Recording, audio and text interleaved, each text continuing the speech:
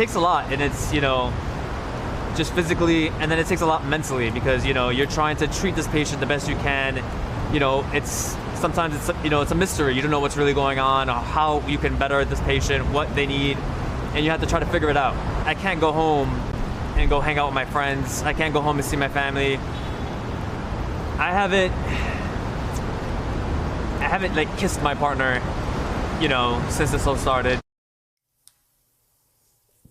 New York City rescue paramedic Joshua Rodriguez describing the personal toll of the coronavirus pandemic through a mask. He contracted the virus.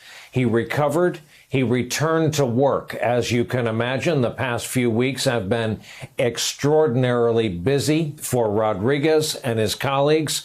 Paramedics have been responding to thousands of calls in New York City each day. With us is NBC News investigative correspondent Tom Winter. Tom, a couple of things here for folks watching around the country. EMS is part of the FDNY in New York City, first of all. Second, the good news, they're down from their highs over the past few days in terms of numbers of calls. They're still asking New Yorkers to only dial 911 if it's life-threatening. They simply do not have the numbers to get out to every call, given the rate of absenteeism right now. But Tom, tell us about his incredible story. Well, Brian, it was an incredible story. I mean, to recover from it, you see that his head is shaved. He shaved his head just to make it easier for him to put on that N95 mask, and also said that there is less hair for him to carry the virus.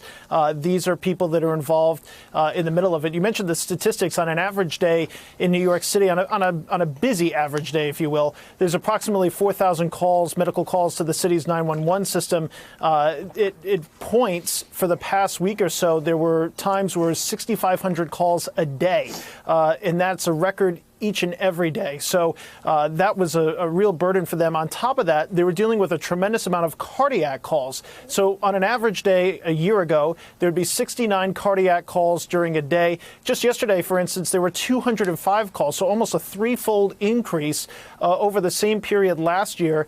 And the deaths, usually only about 39% of those patients die.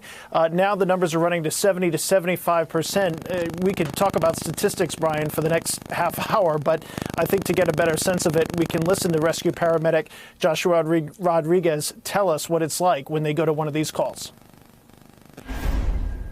I'm walking into a house and I'm seeing 3 or 4 family members who are all sick, and it's just me and my partner, and I know that the next ambulance can be 10 or 15 minutes away because we're all so strapped, everybody's busy.